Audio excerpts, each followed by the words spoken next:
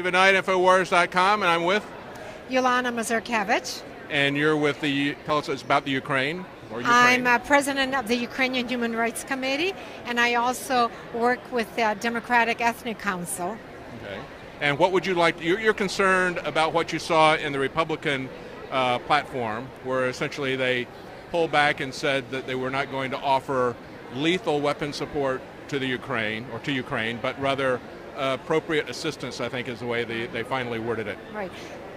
The thing is that it's so annoying because when the Trump people looked at the platform, it was all decided ahead of time, and there was supposed to be lethal aid to Ukraine, military aid.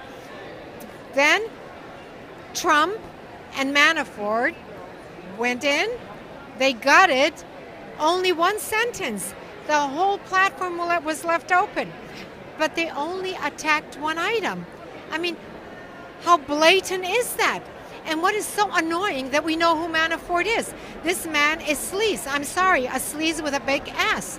He's been working for dictators. He worked for the former president of Ukraine, Yanukovych, who fled to Russia. He has financial dealings with Putin and the Kremlin. And all of a sudden now, he's representing Trump. We have to gut this. We have to stop the Putin-Trump alliance. And what is really annoying to me personally is that our media tries to be so unbiased, and they let the Trump people, the Trump camp, just spew lies, and they don't stop it. They don't ask questions. Let me ask you about Crimea. How do you, as part of the Ukraine alliance, how do you feel about Crimean independence? Well, of course, it was part of Crimea. It's a part of the Ukraine, and of course, it has to be independent. You do not invade a sovereign country and take away part of it.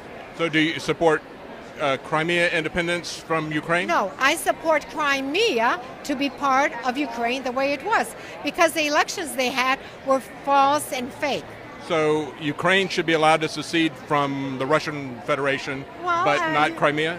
What do you mean Ukraine? Ukraine is, you're talking about Eastern Ukraine. Yeah. I'm saying, you support the secession. No, I do not support. I support a free, independent, and whole. Most important, whole Ukraine the way it was. I am not into secessions or fake elections. Ukraine got its independence as a whole sovereign country, and it has to maintain it.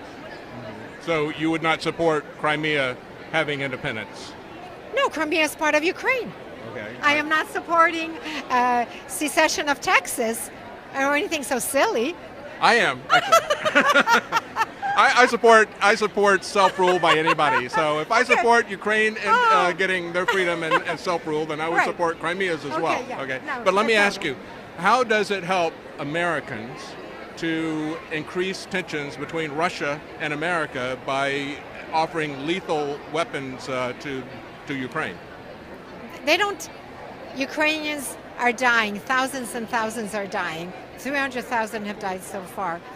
All they don't want boots on the ground. All they need are weapons. That's all. They can fight their own battle.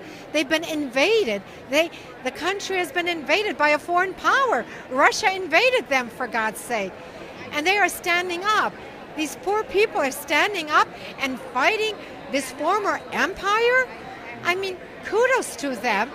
I mean, what terrific people they are. I guess some of us are concerned when we look at this from an American perspective about the involvement of George Soros, Victoria Nuland, in creating a revolution within Ukraine, destabilizing it.